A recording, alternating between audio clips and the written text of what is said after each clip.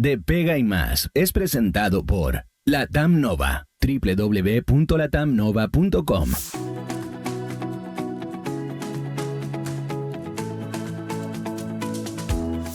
¿Cómo están, amigas y amigos? Un gusto saludarles una vez más, una semana más con nuestro programa favorito, ¿no? Tu programa favorito de Pega y Más, porque tú ya sabes, un país unido por la pega es un país absolutamente mejor, y eso es lo que estamos buscando ciertamente todos cada día. Hemos tenido una semana bien entretenida con noticias buenas, noticias desafiantes, algunas preocupan un poco, ¿no? Por ejemplo, cosas entretenidas, bueno, por lo menos para una cantidad importante de personas, de trabajadores, Minera Los Pelambres del grupo Luxic tuvo un bono top. Y fin de riesgo de huelga, dice. Fin de riesgo de huelga con un bono top. El sindicato de supervisores adjudicó un bono top de 28 millones como cierre de su proceso de negociación colectiva. Súper interesante, ¿eh? 28 palitos, no es malo. Más reajustes, becas, un reajuste al sueldo base. Esto es lo que logró el sindicato de supervisores, uno de los sindicatos, ¿no es cierto? En Minera Los Pelambres trabajan más de 7.000 personas, entre empleados directos e indirectos. Entiendo que este es un sindicato que reúne sobre 500 personas. Así que bueno, felicidades a Minera Los Pelambres también, porque este proceso, ¿no es cierto?, de negociación justamente lo que busca es poder generar un beneficio tanto para la empresa como para los trabajadores, los colaboradores de la misma. Así que felicidades para ellos, y me deja pensando en los niveles de sueldo que tiene el sector minero, que si no me equivoco, corríjanme ustedes en los comentarios, ocupa más o menos el 3% de la fuerza de trabajo, las personas ocupadas en Chile, el 3% trabaja en minería. Estamos hablando de 289.000 personas más o menos. Y el ticket promedio, el sueldo imponible en el rubro minero es por ahí por los 2,5 millones. El del chileno medio es poquito más de 1 millón, el sueldo imponible. Entonces, súper interesante cómo la minería puede impulsar mejores condiciones, puede impulsar por lo menos mejores sueldos para las personas. Interesante punto, y sobre todo para quienes están buscando trabajo o están buscando orientar su vida laboral, que estudiar, en que especializarse. Parece que ahí la cosa está bien interesante. Otra cosa que pasaron esta semana: contratación pública en la mira. Choque político por inflar la dotación. Bueno, esto es un tremendo tema, pues está ahí en pleno debate con los diversos candidatos a presidentes de Chile o presidenta, sobre el tema de los empleados públicos. Existe un exceso, ¿cuántas personas han contratado? Aquí es bien interesante el tema, porque creo que hoy día son eslogan, pero ciertamente hay varias cosas importantes en términos del empleo público. Lo primero es que desearíamos los chilenos, creo yo, o cualquier persona que viva en Chile, que hay una mirada estratégica respecto de cuántas personas se necesitan en el Estado para poder sostener un país que tiene un destino potente. ¿Cuántas personas? Hoy día creo, si estoy equivocado, corríjanme ustedes, pero entiendo que hoy día no sabemos cuántas personas trabajan en el Estado. Y no saber es delicado. O sea, claramente no hay una mirada estratégica. Lo otro importante es que tiene que ver, creo yo, y esto va más allá de los colores políticos, es la forma en que las personas se desempeñan en el Estado, porque están las personas a contrata, pero también hay muchas personas que están honorarios en el Estado. Esto yo lo he visto y he podido apreciar cómo se genera una condiciones distintas para personas que realizan la misma labor. Entonces, si el Estado de Chile no está respetando las reglas, ¿no es cierto?, que impone, claramente eso no es muy lógico, ¿no es cierto? Es decir, hay desafíos en el mundo del empleo público, y yo creo que se tiene que abordar prontamente. Todos los candidatos parece que están tomando nota, y esperemos que prontamente se vean mejoras. Otro tema interesante, fíjate, proyecto de Salacuna. Eliminan el requisito de 20 trabajadores en empresas para la obligatoriedad del beneficio. ¿Qué es lo que propone el gobierno? Propone una cotización obligatoria a cargo del empleador de 0,3% de las remuneraciones imponibles. Esto incrementa un poquito, ¿no es cierto?, la cotización obligatoria respecto a la indicación anterior. Y ahí está. Es un proyecto que está en discusión, que está avanzando. Y que claramente, bueno, las pymes se están poniendo en alerta porque claramente sube, ¿no es cierto?, los costos para empresas que tienen menos de 20 trabajadores que antes no tenían la obligatoriedad al respecto. Y otro tema que hoy día está en la palestra es el tema de los temporeros inmigrantes. Luces, sombra, el boom frutícola. Debiésemos tener un invitado. Yo creo que vamos a hablar con la Maca, que es una periodista espectacular que trabaja con nosotros, para poder tener algún invitado para poder hablar del tema de los temporeros. Fíjate que muchas personas han ingresado a Chile de manera legal para poder trabajar en el tema frutícola, pero luego cuando ya termina su trabajo, muchos se han quedado de manera ilegal. Y eso es un tema que hoy día está siendo discutido, que es súper relevante, no solamente en términos de el respeto a las normas de nuestro país, sino que también que la industria necesita mano de obra que hoy día no está teniendo. ¿Bien? Así que ha sido una semana noticiosa con temas que tenemos que estar atentos y que vamos a trabajar aquí en DPI+. Pero fíjate, estábamos hablando de la minería, por ejemplo, estábamos hablando de la agroindustria, que son fuentes de demanda profesionales, pero también fuentes de demanda de personas técnicas, de técnicos que necesitan un espacio de desarrollo donde poner el conocimiento adquirido en los centros de formación técnica. Y para conversar de lo que significa la educación técnica en Chile, tenemos un invitado realmente espectacular. Él es Manuel Farías, el director de Educación Técnica de Fundación Chile. ¿Cómo estás, Manuel? Muchas gracias por estar en DPI+. Bueno, muchas gracias por la invitación y feliz de poder conversar y compartir, sobre todo reflexionar sobre la educación técnica y el futuro del trabajo. Cierto, porque siempre la educación técnica se vincula a países súper desarrollados. Por ejemplo, si yo te pido que cierres los ojos y pienses en educación técnica, yo creo que muchos se nos van a venir a la mente Alemania y, ¿no es cierto?, esta relación interesante entre formación y empresa. Así es. Así que ahí es un tema que se vincula a un país en crecimiento, ¿no? La educación técnica, ¿no es así? Bueno, cuando efectivamente hay una buena articulación entre el sector productivo y la educación, está demostrado en general que hay mejores niveles de productividad, hay mejor empleabilidad, hay de alguna manera más innovación, hay más desarrollo. Y claro, efectivamente, si uno mira experiencias como Canadá, Australia, Nueva Zelanda, Singapur, Alemania, en general son sistemas que tienen una articulación bien interesante entre el sector educativo y el sector privado. Pero todos tienen un denominador común. Es el Estado el que juega un rol fundamental, digamos, en la articulación. Cuando no hay Estado, en general, esto tiende a diluirse. Entonces, ahí hay un denominador común. Uh-huh. Nosotros trabajamos muy de cerca, por ejemplo, con la experiencia finlandesa, con los finlandeses. Estamos desarrollando varias experiencias ahí interesantes. Toda la educación finlandesa es educación pública. El Estado con el sector privado son los que definen cuáles son las competencias, las habilidades que se van requiriendo en función de los cambios, digamos, tecnológicos y productivos del país, y por tanto también van regulando la oferta, que es lo más interesante. Entonces ello va permitiendo tener más sintonía entre lo que son las demandas del mercado del trabajo y la oferta, digamos, formativa que las instituciones tienen. Cuando estaba haciendo la introducción al programa y estábamos hablando sobre las noticias que hoy día están, ¿no es cierto?, siendo trending topping, salió el tema, ¿no es cierto?, de la contratación de empleados públicos y yo hacía el punto respecto a esa mirada estratégica respecto de la contratación de empleados públicos. En este caso, pareciera que también en Chile nos falta una mirada estratégica respecto de cuántas personas necesitamos y con qué nivel de calificación las necesitamos para nuestra industria, para nuestras empresas.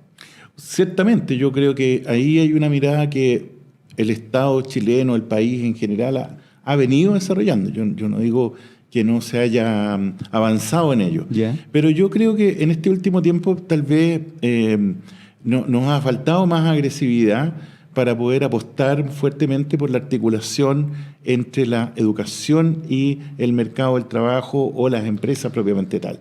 Yo creo que ahí hay un punto que hay que mirar otras experiencias para ver cómo podemos nosotros avanzar aquello que ya avanzamos, ¿no? Desde una experiencia que se llamó Chile Califica, digamos, en los marcos de cualificaciones de educación técnico-profesional. Yeah. Y hoy día lo que nos está faltando es la institucionalidad que articule estos dos mundos. Pero tú sientes que, a ver, primero reconozcamos los avances. ¿Cuáles han sido, puntualicemos, de acuerdo a como tú lo ves, cuáles han sido los avances que hemos tenido en términos de tener una mirada más estratégica de la dotación de personas calificadas? Bueno, mira, yo creo que desde hace varios años se viene instalando, digamos, en el discurso y la práctica pública la formación por competencia. Y la formación por competencia naturalmente nos habla de las competencias que se requieren en el mundo del trabajo, que requiere una industria determinada. Para formar determinado tipo de competencias que se requieren en una industria, lo fundamental, digamos, es de alguna manera organizar la complejidad de esas competencias. Hay competencias que son de un nivel más básico y otras que son de un nivel más sofisticado y más complejo. Hacer, o bien planificar o evaluar, son competencias que están en niveles distintos.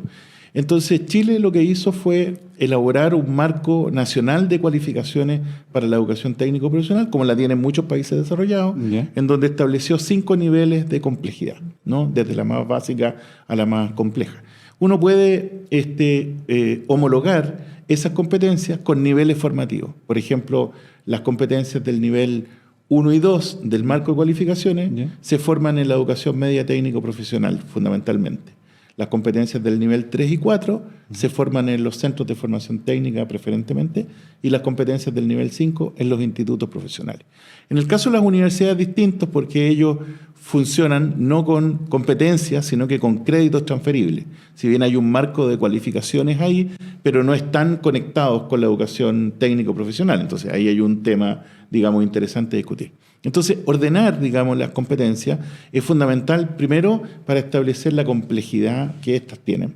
Segundo, cómo los sectores productivos, a partir de este marco de competencia, definen los estándares de su sector para que se forme, ¿no es cierto?, de acuerdo a esos estándares y en función de esta complejidad. Y eso lo hace la industria. Y eso se ha venido haciendo. Por ejemplo, existe uno de los primeros, digamos, marcos sectoriales que se denomina es el minero. Y ahí está el Consejo de Competencias Mineras, que ya hace más de 14 años viene trabajando con un programa que se llama ELEVA, Fundación Chile y el Consejo de Competencia Minera, en, digamos, trabajar precisamente acompañando a las instituciones formativas, OTEC, liceos técnicos, CFTIP, para que ellos ajusten su oferta formativa a los estándares de la industria, ¿ya? Entonces, para ello se hace un acompañamiento, hay un análisis de brecha, luego se hace un acompañamiento para que esas brechas puedan ser, digamos, abordadas, y luego se hace una auditoría, de tal manera de que al término de la auditoría, tú como institución calificas o no para el sello que te entrega la industria, el Consejo de Competencias Mineras.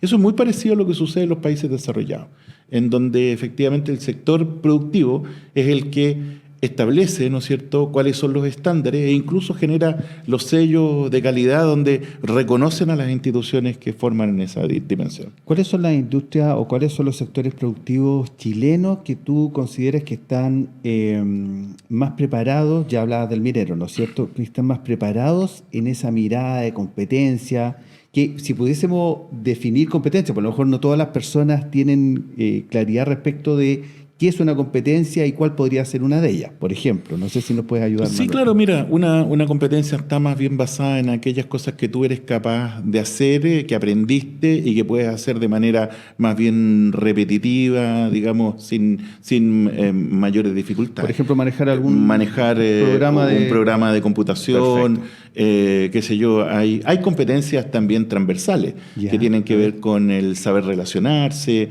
por ejemplo, con cumplir con con los estándares de seguridad o los estándares de salud ocupacional.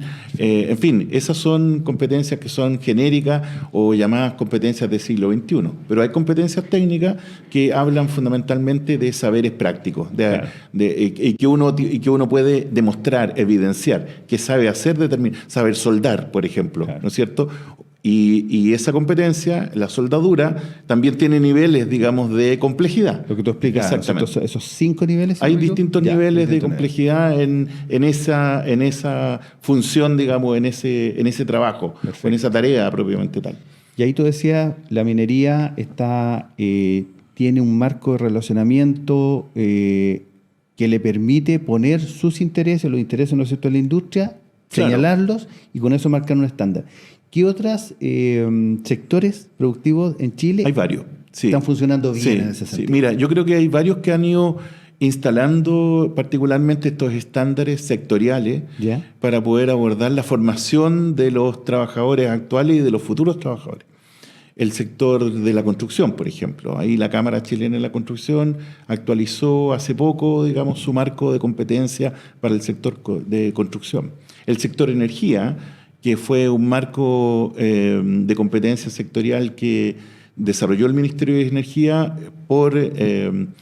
que ejecutó la Fundación Chile por encargo del Ministerio de Energía y que ahora se está actualizando. ¿Por qué? Porque nosotros tenemos otro tipo de industrias que están llegando al país, como la de hidrógeno verde, como el litio en particular, que es un soporte fundamental para la elaboración, ¿no es cierto?, de dispositivos para la electromovilidad, en fin. Entonces, eso es necesario actualizarlo. El sector turismo también tiene un marco que también evidentemente hay que actualizar. ¿Y quiénes están al debe para que inmediatamente se lo...?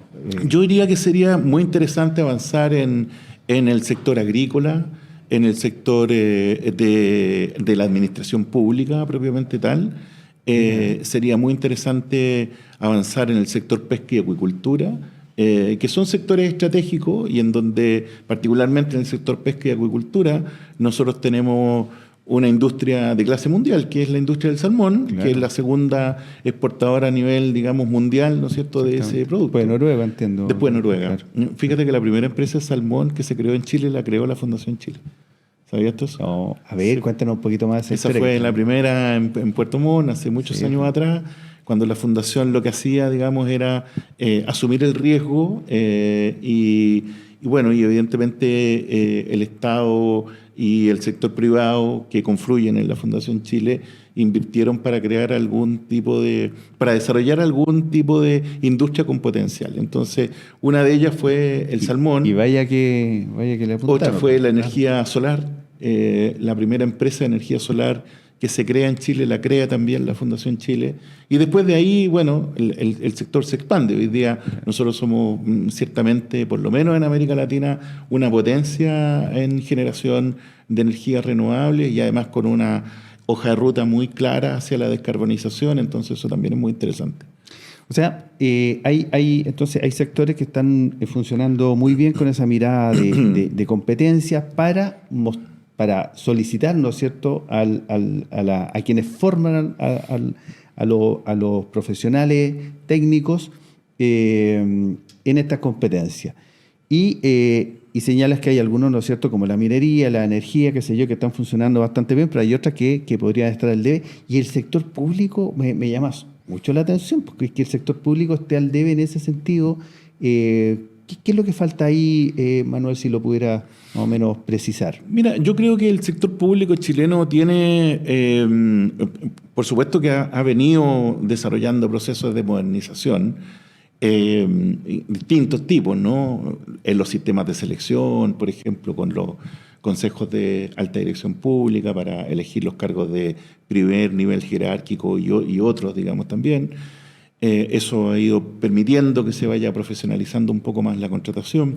Siempre es perfectible, por cierto. Existen academias formativas que están instaladas, por ejemplo, en el Ministerio del Interior. La Subsecretaría de Desarrollo Regional tiene una academia que permite que todos los funcionarios públicos puedan acceder a diplomados, a cursos, digamos, de manera más bien gratuita, y eso es financiado por el Estado. En fin, eso está todo, yo diría que va en un muy buen camino.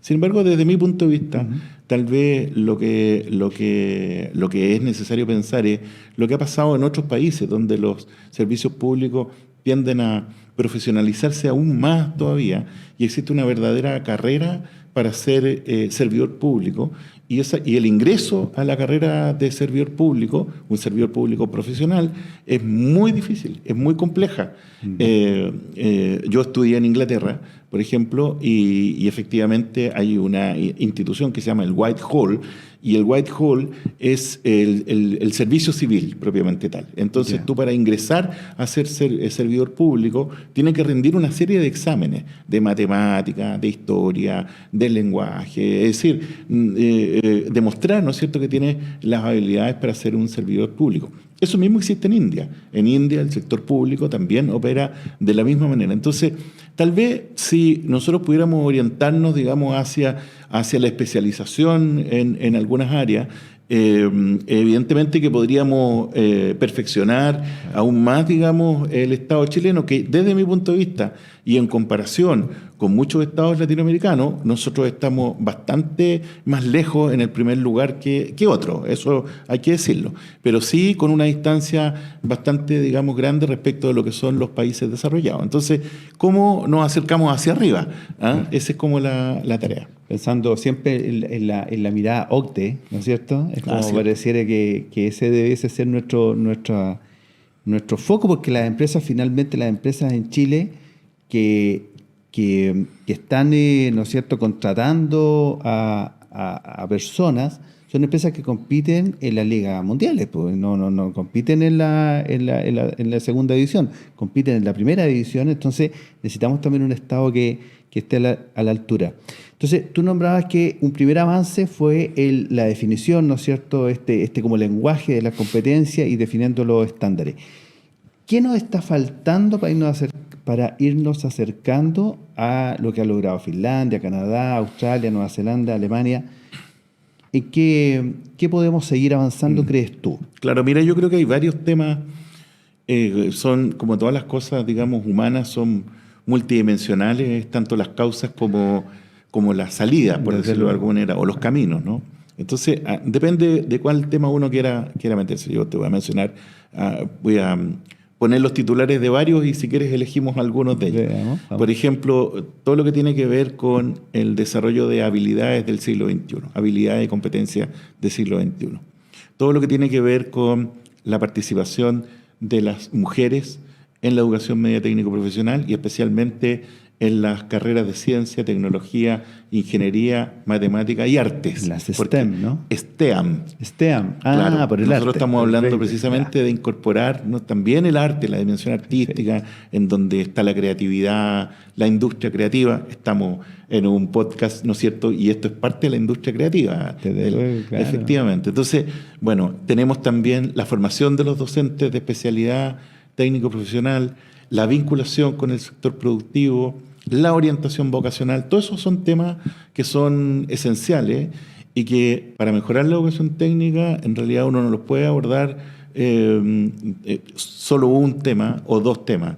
Deben ser abordados de manera integral, por lo menos algunos de estas temáticas. Y hay evidencia, digamos, internacional de cómo han ido avanzando en cada una de estas temáticas, de tal manera que uno también pueda mirar y también puede aportar, porque hay cosas que se han hecho aquí en Chile que yo creo que son súper interesantes y muy valiosas. La educación técnica, así tal como nosotros la conocemos, yo diría que se empieza, digamos, a potenciar desde la industrialización en Chile, desde los años 40, cuando don Pedro Aguirre Cerda crea la Corfo, qué sé yo, y él se plantea la industrialización como un eje, digamos, de desarrollo del país.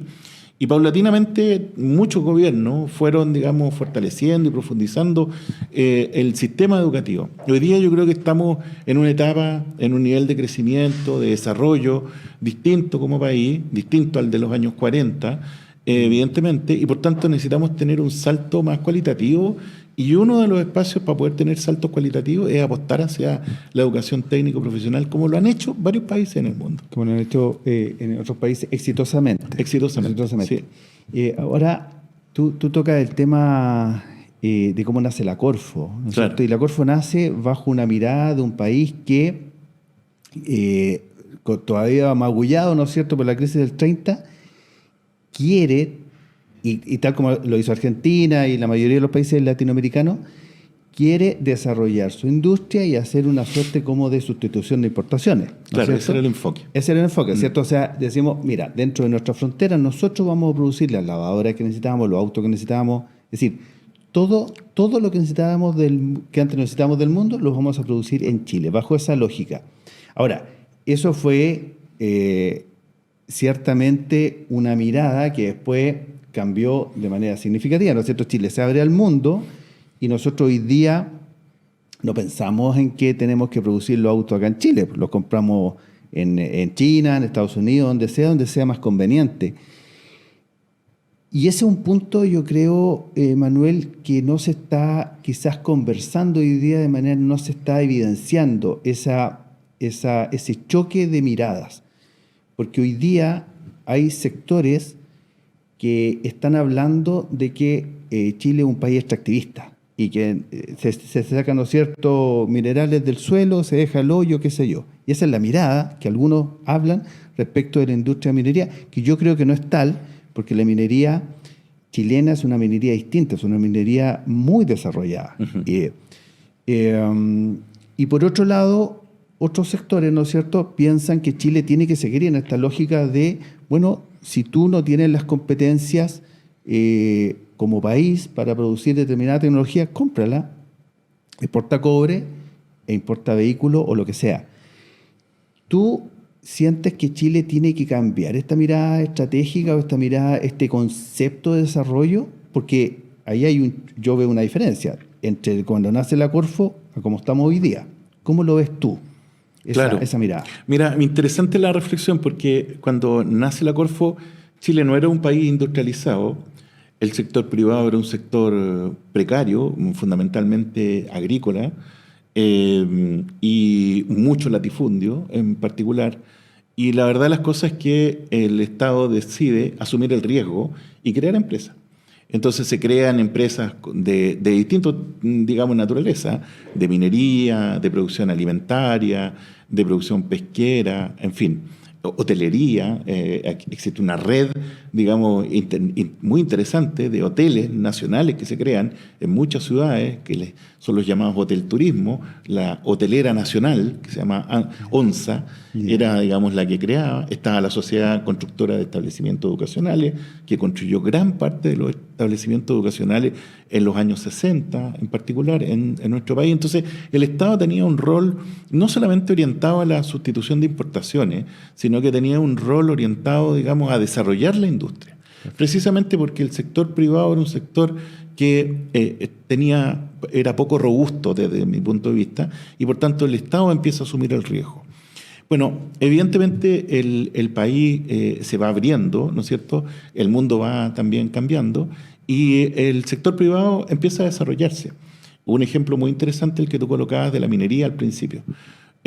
Como una compañía privada, minera, chilena, ¿no es cierto?, de capitales chilenos, tiene la posibilidad de pagar un bono a los supervisores como el que pagó. Y eso tiene que ver con el nivel de desarrollo y sofisticación que esa industria tiene y que le permite pagar, ¿no es cierto?, ese tipo de bono. Entonces, naturalmente que todo el desarrollo, digamos, industrial chileno es completamente distinto al desarrollo industrial que uno pudiera observar en países como Inglaterra, Estados Unidos, Canadá u otros, que son más sofisticados desde el punto de vista industrial porque han tenido historias distintas también, ¿ya? Son historias distintas de desarrollo industrial distintos, digamos. O sea, podemos hablar montones sobre la revolución industrial y cómo eso hizo, ¿no es cierto?, que muchos de estos países, digamos, vivieran ese proceso de industrialización 2 siglos antes que nuestro país en particular. Entonces, naturalmente que eso hace que las situaciones sean distintas. Pero nosotros hemos hecho cosas cosas de manera tradicional. Pero yo creo que una de las cosas que hemos venido haciendo y que no ha estado, digamos, equivocada a mi juicio, es que hemos tratado de incorporar mucha tecnología para hacer mejor las cosas que tradicionalmente habíamos venido haciendo. Por ejemplo, nosotros somos un país exportador de fruta, ¿cierto? Bueno, la calidad de la exportación de fruta, de la producción de fruta chilena, es, digamos, de primer nivel. Por eso que estamos en los mercados internacionales, porque hay tecnología, porque hay procedimientos, hay sistemas de calidad, digamos, que se implementan, no solamente normas internacionales que son cumplidas aquí, sino que además hay normas, digamos, en nuestro país, incluso normas fitosanitarias que permiten proteger, ¿no es cierto?, a nuestra fruta, por ejemplo, de la mosca de la fruta, ¿no? Claro. O de otro tipo, digamos, de enfermedades. El sector minero, tú lo decías, no es un sector común y corriente, es un sector altamente intensivo en tecnología. Hoy día se está ocupando la robótica, la inteligencia artificial, la automatización de procesos en el sector minero y hace que sea una industria sofisticada, digamos, ¿no? Totalmente, y fíjate que el sector minero se está convirtiendo en nuestro Silicon Valley en términos de emprendimiento tecnológico, ¿no? Porque justamente pareciera que es el lugar más donde existen problemas que justifican una inversión significativa, como es la inversión en tecnología. Entonces, muchas de las empresas, las startups de base tecnológica en Chile se están alojando en torno a dolores de la minería. Eso lo hace Claro.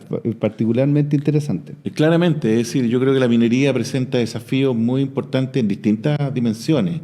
Una de las dimensiones es la ambiental. Claro.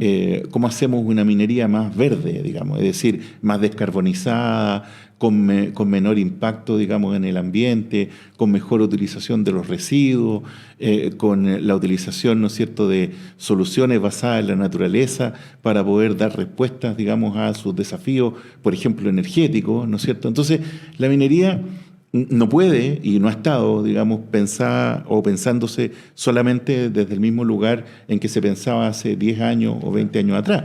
Ha venido evolucionando y cambiando. Y yo no digo que solo la minería, el sector energético en particular.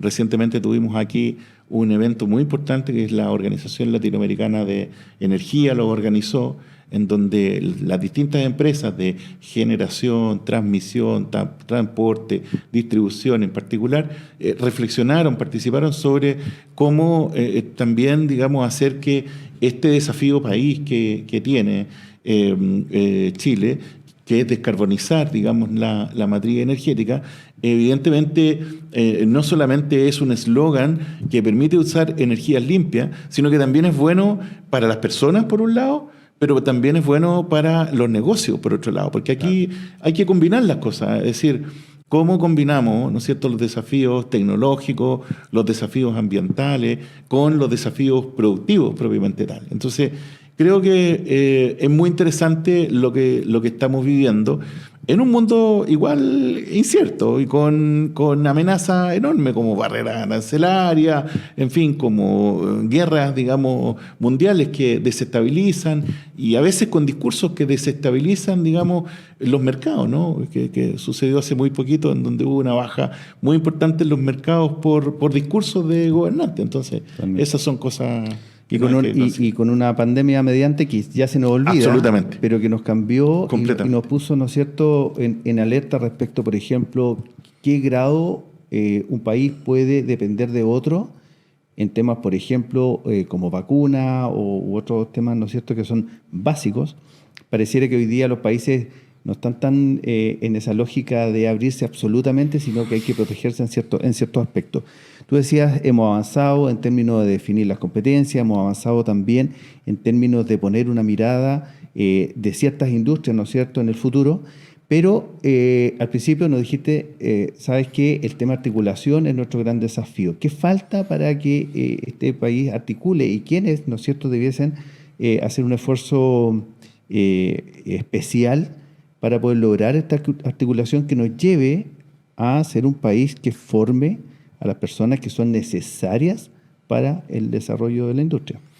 Yo creo que aquí tal vez primero hay que pensar en que esto no son soluciones inmediatas, estos son procesos, todos los cambios en educación y mercado del trabajo en particular han sido procesos en particular, ¿no? Pero esos procesos han requerido puntos de partida. Y para que exista un punto de partida se requieren acuerdos, ¿cierto? Acuerdos entre los distintos sectores. Y cuando hablo de acuerdos, no hablo solo de acuerdos en la política, sino que también, hablo de acuerdos precisamente en la sociedad, ¿ya? ¿Cuál es el norte de la sociedad desde el punto de vista productivo? ¿Cuál es el rol que le queremos dar a una actividad formativa tan importante como la educación técnico-profesional, como se le han dado a otros países en donde han establecido sistemas bien articulados y que no están orientados solo a los más vulnerables? Porque lamentablemente en nuestro país la educación técnico-profesional es una educación en donde las familias más pobres, digamos, la ven como la oportunidad de movilidad y escalamiento. El 80% de los jóvenes que estudian en las escuelas de educación técnica pertenecen al 70% de los hogares más vulnerables. Entonces, y eso es completamente distinto en la educación científico-humanista. Entonces, hay un tema de cómo hacer que la educación técnica sea una educación técnica para todo el mundo. Es decir, fíjate tú que en Chile no existen liceos técnicos profesionales particulares. Existen públicos y particulares subvencionados, pero particulares no existen. En muchos otros países sí existen. Pero tal vez ni siquiera es la discusión, digamos. La discusión es cómo tú generas condiciones, digamos, de acceso a trayectorias futuras que te permitan y que te garanticen una movilidad, digamos, y bienestar que los jóvenes buscan. Entonces, yo creo que ahí está como la discusión de fondo. Después viene el tema de la productividad. O sea, primero el bienestar. Después viene el tema de la productividad. Y la productividad, naturalmente, tiene que ver con cómo somos capaces de alinear, ¿no es cierto?, las necesidades que las empresas tienen, que el mercado de trabajo tiene, respecto del nivel formativo de las personas que ingresan a con lo que se está formando en la educación, digamos, técnica propiamente tal. Claro. Entonces, ahí yo creo que tenemos un problema en varios sentidos. Un problema lo tenemos, por ejemplo, en la dinámica, en la flexibilidad que tiene nuestro sistema de educación media técnico profesional por actualizar su oferta formativa. El currículum, que no es, a mi juicio, la única causa para mejorar la educación técnica, pero solo lo pongo como ejemplo, el currículum de las especialidades técnico-profesionales es del año 2013, ¿ya? Entonces, desde el 2013 al 2025 han pasado, digamos, casi 17 años, y evidentemente en 17 años el mundo ha cambiado mucho. Apareció la inteligencia artificial, emergió con fuerza la robótica, la automatización, en fin, la tecnología digital propiamente tal. Y eso no está incorporado en los programas ni en la oferta formativa, digamos, de una manera muy categórica y transversal. Porque estamos formando para la década anterior. Por supuesto. Claro. Entonces, ¿qué es lo que sucede? Claro, hoy hay un esfuerzo en el Ministerio de Educación para hacer una actualización de ese currículum y claro, eso está en discusión. Está, digamos, por revisarse por el Consejo Nacional de Educación. Yo creo que eso es un paso, pero más allá de hacer una reforma, digamos, curricular, lo que se requiere es que el Estado y la ley genere mecanismos de adecuación más flexibles a las demandas del mercado de trabajo. Eso no sucede en la educación superior, porque en la educación superior técnico-profesional las instituciones son autónomas. Entonces yo puedo decidir qué tipo de oferta académica dictar, ¿no es cierto?, sin necesidad, a menos que esté supervigilado por el Estado, como una institución que recién nace, pero una institución autónoma y que incluso tiene más de 4 años de acreditación, perfectamente puede decidir crear una carrera que no exista y que sea pertinente, digamos, para el mercado del trabajo. ¿Y eso en la educación técnico-profesional? No se puede. No se puede. Lo único que se puede en la educación media técnico-profesional es que al currículum actual o a la especialidad actual tú puedes incorporarle, contextualizar la educación, una parte de ese currículum para que se adapte, digamos, a una transformación que se está viviendo en un territorio o en el país. Pongo un ejemplo puntual para que se entienda bien. Sí, claro. La carrera de electricidad, la técnico de nivel medio en electricidad. Bueno, en Chile no existe el técnico de nivel medio en energías renovables. por ejemplo. No existe. O sea, y es algo que... Claro. o sea, Entonces, ¿qué podemos hacer? Claro. ¿Qué podemos hacer? Porque tenemos no solo tenemos un desafío de descarbonización, sino que tenemos una gran cantidad de proyectos, digamos, de generación basados en energías renovables. Entonces, lo que podemos hacer, y eso el currículum lo permite, es que nosotros tomemos el currículum de electricidad, digamos, e incorporemos, ¿cierto?, de manera, digamos, parcial, una serie de contenidos y competencias vinculadas a energías renovables. Eso se llama técnicamente la contextualización curricular. O sea, yo puedo contextualizar en función del contexto, ¿cierto?, Claro, del cambio, ese currículum, digamos, e incorporarlo. Pero tengo un límite, y ese límite es no más allá del 40% del currículum base. Entonces, lo que no es una adecuación curricular es una contextualización de él. Bueno, pero el estudiante cuando egresa sale como técnico en electricidad, no sale como técnico en energía renovable, ¿ya? Entonces, ahí tenemos... Entonces, ¿cómo somos capaces hoy día de pensar en un sistema que yo creo que la solución no está por ir creando nuevas especialidades, ¿ya?, que se vayan adaptando a como te dijera, al cambio en el mercado de trabajo, ya una nueva especialidad? No, creo que la solución no es esa, sino que la solución desde mi punto de vista es incorporar, en el caso de las especialidades, de las competencias técnicas que sean más transversales desde mi punto de vista. Por ejemplo, programación. Por ejemplo, robótica. Por ejemplo, automatización. Por ejemplo, economía circular. Quedas como la base, ¿no? Exactamente. Claro. Entonces, tú al tener, yo no estoy diciendo que todos sean programadores, que todos sean, digamos, como te dijera, expertos en robótica o expertos en economía circular, pero que todos comprendan qué es la robótica, qué es la inteligencia artificial, qué es la programación. ¿Por qué? Porque cuando ellos se incorporen en el mercado de trabajo, o bien vayan a una institución de educación superior, ya van a saber de qué están hablando, van a saber de qué se trata. Y por tanto, al comprender, van a tener mayores posibilidades de adaptarse, de flexibilizarse al sistema. Entonces, el currículum actual hasta incluso puede seguir, pero uno perfectamente puede incorporar en enfermería, en administración, en diseño, digamos, en mecánica, en estos conceptos que son más transversales, tecnologías que son más transversales, que son como de base, claro, pero por otro lado, habilidades del siglo XXI que permitan que los jóvenes tengan la capacidad también de elegir mejor, de tomar mejores decisiones para su trayectoria y su futuro. Buenísimo, buenísimo. Manuel, nos estás dando una mirada súper esperanzadora también con cambios.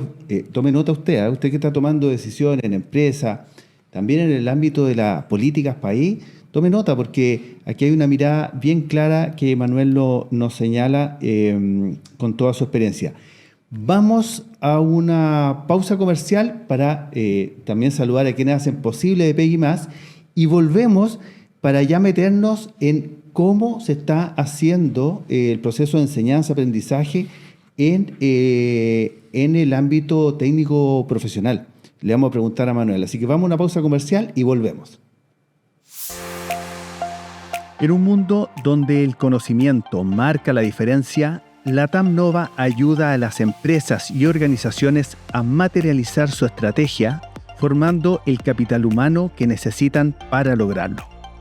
Con sus 6 áreas especializadas de capacitación, más su innovador modelo de multiplataformas con formatos flexibles que se adaptan a la operación y a la cultura de cada organización, LATAM Nova es crecer con conocimiento.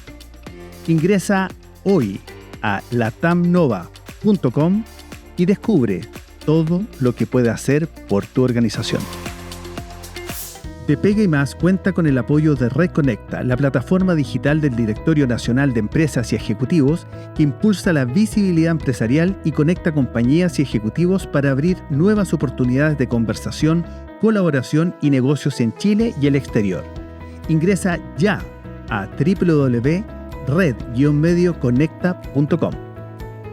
Y nos quedamos pegados con Manuel conversando porque de minería, porque tú, Manuel, tienes una experiencia bien dilatada en minería también, por sí, me comentaba. Sí. Compártelo con algo con las amigas y amigos de Peggy Más. Sí, bueno, yo tuve la posibilidad de trabajar como gerente de la Fundación Minera Los Pelambres, así que cuando tú hablaste del caso de Los Pelambres, Claro. sí lo conozco bastante bien, una Cerca. compañía grande, digamos, muy grande, el grupo además que está en expansión y efectivamente con innovaciones muy interesantes, digamos, en la actividad productiva. Y por otro lado también estuve en otra compañía, una minera canadiense, Teck, en la ciudad de Andacollo, ciudad, digamos, con la cual tengo bastante afecto, gente muy, muy, muy valiosa que hay ahí, digamos, en la ciudad de la Virgen de Andacollo. Así es que recientemente se hizo las fiestas chicas, digamos, en Andacollo, hace un domingo atrás en particular. Y bueno, y en muchas ciudades del país donde se venera a la Virgen de Andacollo también hay toda una religiosidad popular que está expresada en los bailes chinos y es un fenómeno cultural, digamos, identitario muy, muy, muy interesante. Es que es súper especial los sectores donde la minería está instalada, entonces son lugares no tan, como te dijera yo, son bien especiales, con una cultura muy especial. Así que, bueno, toda esta experiencia en minería, toda esta experiencia, ¿no es cierto?, que tú has tenido, hoy día la puedes volcar en el ámbito de la formación técnica, de la educación técnica, pero me gustaría cambiar como de mirada y ponernos en los zapatos de quienes están estudiando hoy día. Y antes de entrar al estudio conversamos temas bien específicos y muy que pueden tener mucho impacto en la experiencia de aprendizaje de estas niñas y niños jóvenes. ¿Cómo podríamos perfilar a quien estudia en un colegio técnico, en una institución técnica hoy día? ¿Son más hombres, más mujeres? ¿Cómo podríamos definirlo? Claro. Bueno, hay distintas cosas que podemos decir.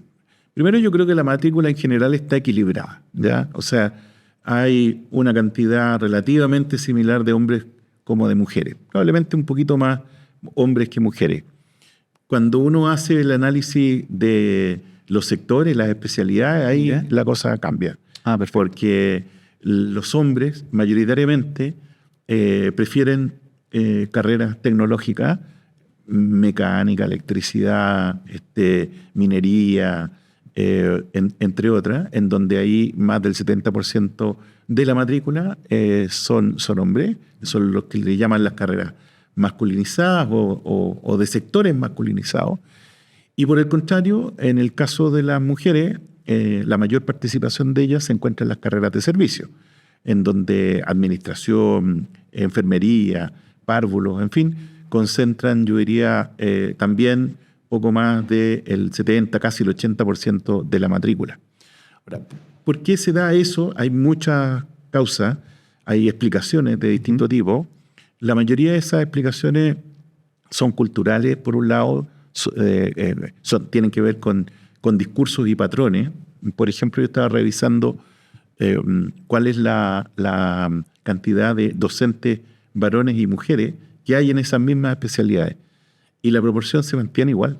La verdad, las cosas se va perpetuando. Exacto, tú tienes más hombres como docentes de especialidad en las carreras en donde hay más hombres estudiando. Y por el contrario, hay más mujeres como docentes, ¿no es cierto?, en aquellas carreras en donde hay más mujeres matriculadas. Y esa condición evidentemente indica determinado tipo de patrones. O sea, evidentemente un docente tiende a ser, digamos, un modelo, tiende a ser un patrón, un referente, efectivamente. Y por tanto, si tú, por ejemplo, tuvieras más mujeres como profesoras en carreras STEM o STEAM, evidentemente que podría, digamos, eso permitir que más mujeres también miraran a esas carreras como una posibilidad hacia su trayectoria futura. Solamente por la condición del patrón, digamos, del referente, del docente propiamente tal. No es la única causa. Claro. La segunda tiene que ver también con los mensajes desde la familia. Precisamente porque yo diría el 80% de los jóvenes de educación media técnico profesional pertenecen a los sectores más vulnerables del país.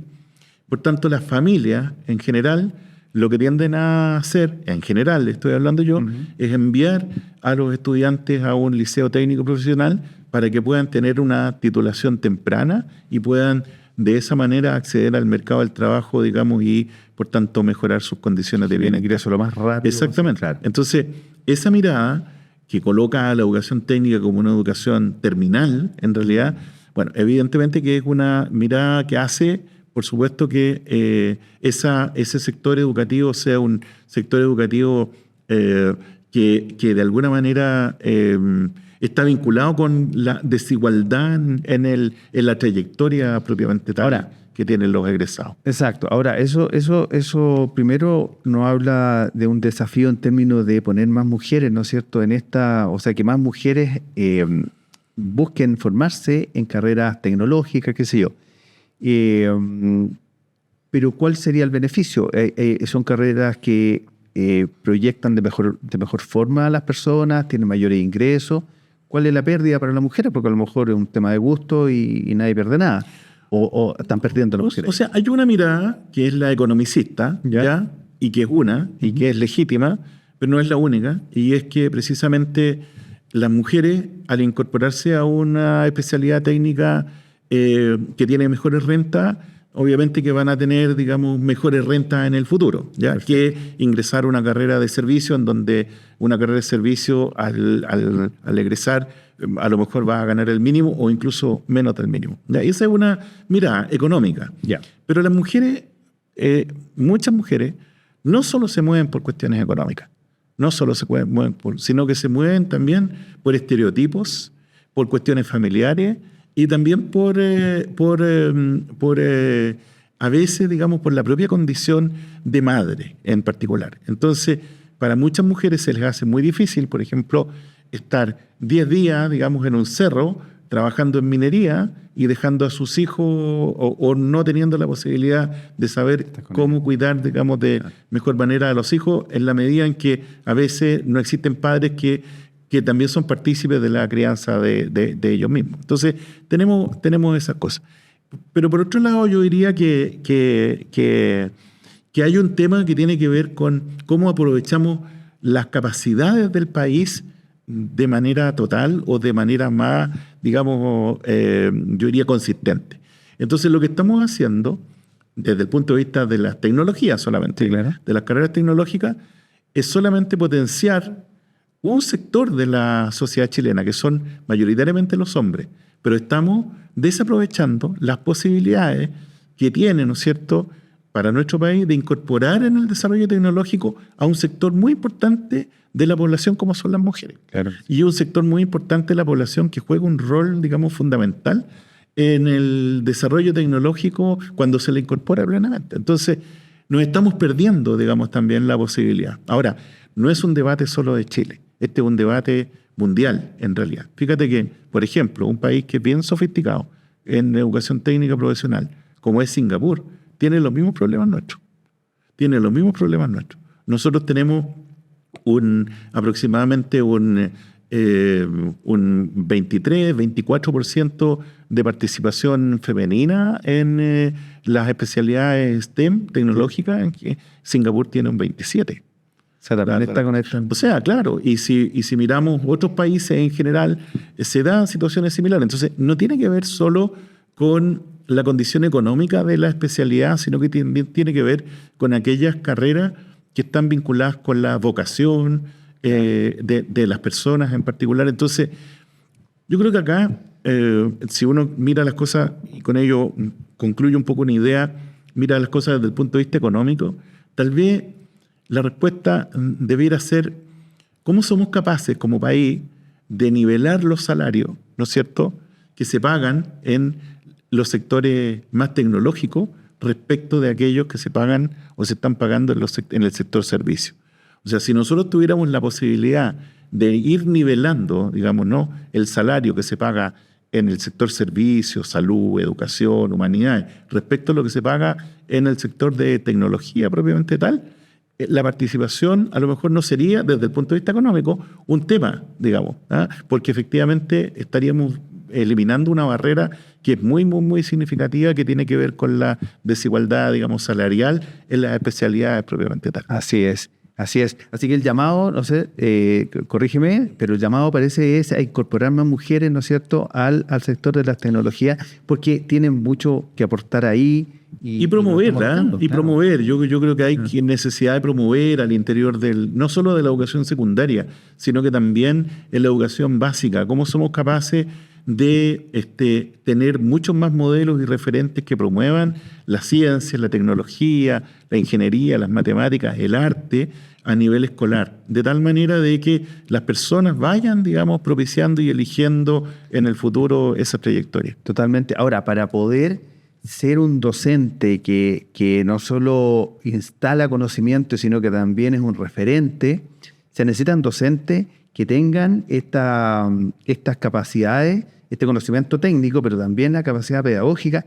Y tú me hablabas de un dato bien alarmante, que no son muchos justamente los profesores o los docentes en carreras técnicas que tienen una base pedagógica que creo yo que es básica para poder estar con jóvenes y formarlos adecuadamente. Sí, claro, por supuesto. Es fundamental, o sea, la formación pedagógica en la educación técnica es clave. Y cuando hablo de la formación pedagógica, hablo no solo de la formación general, que en donde ahí tenemos mayoritariamente profesores, digamos, ¿no? Y profesoras. Hablo de la formación de especialidad, aquel que forma al técnico mecánico, al mantenedor, al electricista, al especialista en tecnologías de información, en redes, en fin.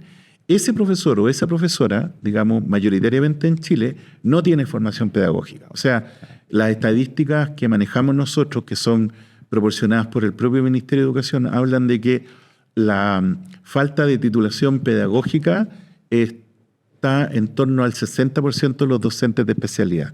O sea, quiere decir que solo el 40% de los docentes de especialidad tiene algún tipo de titulación pedagógica y el 60% no la tiene.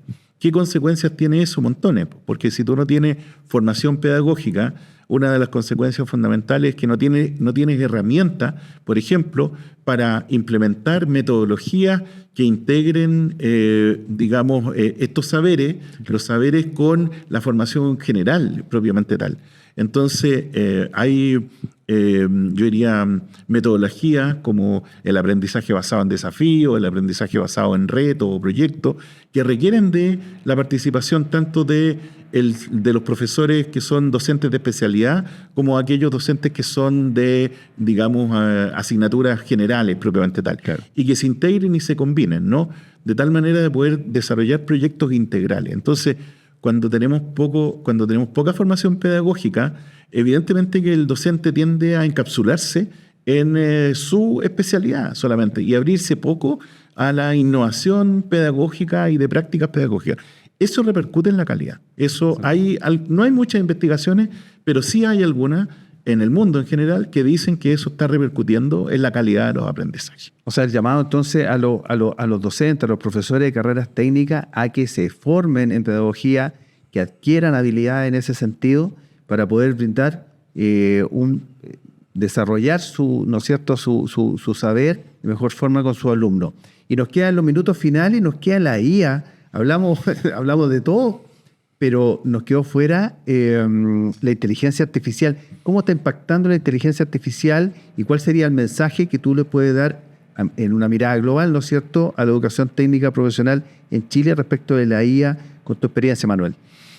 Mira, yo creo que la inteligencia artificial que existe hace muchísimos años, en realidad desde los años 40 que empieza, digamos, a desarrollarse, pero se populariza, yo diría, hace 2 o 3 años atrás, cuando emerge la inteligencia artificial generativa, que se populariza a través del ChatGPT y hoy día un conjunto de otros dispositivos, está incorporándose de manera muy creciente en distintos aspectos de la vida moderna y que también tienen que ver con el mercado del trabajo. Si bien es cierto, por ejemplo, hay posibilidades, digamos, que uno puede utilizar y que están a la mano, pero yo diría que desde el punto de vista técnico se ha venido sofisticando un poco la formación de competencias en inteligencia artificial para un uso técnico, tecnológico propiamente tal. ¿Hay suficientes profesores hoy día para enseñar inteligencia artificial en el ámbito técnico profesional? Yo creo que no. Yo creo que ese es un ámbito que debe efectivamente fortalecerse. Nosotros tenemos como país una política de inteligencia artificial en educación propiamente tal. Lo que no tenemos hay un marco para la formación de docentes que recientemente lanzó la UNESCO este año en particular, con apoyo del Ministerio de Educación aquí en Chile.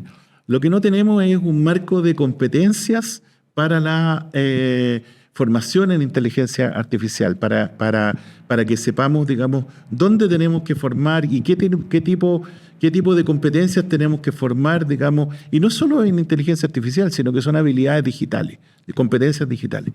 Nosotros estamos hoy por hoy trabajando, digamos, en una propuesta que va a permitir, si es que todo sale bien, el año que viene, diseñar un marco de competencias digitales para la educación técnico-profesional y aplicar planes formativos precisamente en esa misma dirección en un liceo, como Fundación Chile. Entonces ahí estamos conversando, digamos, tanto con el sector privado, el sector público, cómo podemos llevar, ¿no es cierto?, el talento digital, ¿no es cierto?, a la educación técnico-profesional de manera más bien transversal y no confinarla a las especialidades de tecnología de información, redes y conectividad y otras y programación, digamos, que se dictan hoy día en la educación media. Y cómo la hacemos transversal, digamos, al conjunto. Es que todos la necesitamos.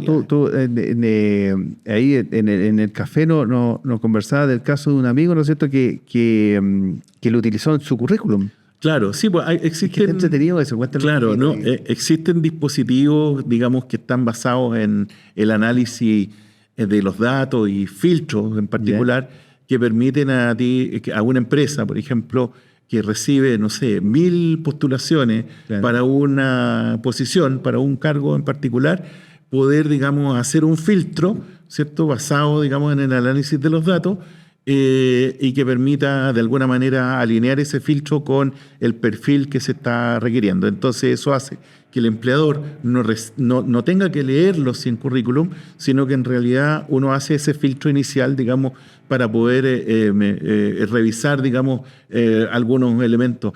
Esto de lenguaje, de información, digamos, que aparece en el currículo. Entonces, esos son software que se utilizan hace un tiempo en todo lo que tiene que ver con las políticas de reclutamiento. Pero también se ha ido incorporando la inteligencia artificial para que después, por ejemplo, cuando tú tienes ya la información de aquellos que eventualmente califican, tú puedas, de acuerdo a determinado tipo de parámetros o rúbrica, poder evaluar, ¿no es cierto?, cuáles son los que se ajustan de mejor manera al perfil y poder ir, evidentemente, estableciendo listas más cortas para que tú puedas hacer las entrevistas propiamente tal.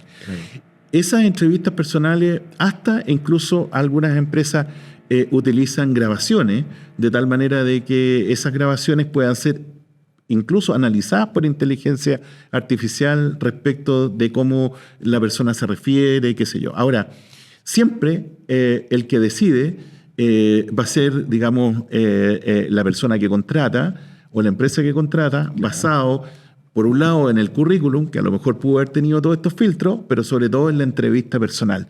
La entrevista personal es fundamental. La verdad, las cosas, te lo digo por experiencia, yo creo que en la entrevista personal uno consigue o no consigue los trabajos. Y te lo digo como persona que ha postulado a trabajo o como persona que evalúa, digamos, entrevistas propiamente tales. Entonces, la inteligencia artificial nos ayuda, pero si le entregáramos todo a la inteligencia artificial, incluso la posibilidad de... Yo ahí tengo mis límites. Sí, absolutamente tengo mis dudas, tengo mis límites, porque en realidad es como el VAR, en realidad... si hacemos que el VAR opere todo y absolutamente todo, tal vez también se pierda un poquitito la esencia del deporte, que es incertidumbre, que te permite discutir si fue o no fue penal, y yo creo que eso es parte de la esencia. Yo ayer le contaba a mi hijo y le tenía que explicar que antes, cuando éramos chicos, jugábamos y el arco, ¿cómo lo hacía? No, poníamos 2 piedras, y entonces tenía que explicarle que eso era el arco, quizás hace 40 años atrás. Manuel, realmente ha sido muy reveladora todo lo que nos has comentado respecto a la educación técnica y también las novedades que Fundación Chile está impulsando para el desarrollo de nuestro país. Así que muchísimas gracias por estar presente en DPI Más y poder compartir con toda nuestra audiencia. No, mira, feliz, muchas gracias. Solamente decirte que muchas de las cosas que hemos transmitido aquí, nosotros lo estamos implementando, esto de la formación digital, pero también el próximo año vamos a partir con un programa de formación pedagógica para docentes de especialidad de los liceos técnicos profesionales. Entonces, bueno, todo ello es una contribución, son cuestiones que queremos probar y después entregarlas o ir sumando tanto el sector público como el privado para que las cosas vayan escalando y nuestro país, digamos, pueda ir rompiendo, ¿no es cierto?, las barreras de lo posible y de lo imposible. Totalmente, muchísimas gracias, que esté muy bien. A usted. Bueno, y a ustedes a disfrutar de este capítulo, a mirarlo, compartirlo, porque hay mucho que aprender y hay muchas recomendaciones que pueden nacer desde esta mesa. Así que muchísimas gracias, nos vemos la próxima semana en DPI Más.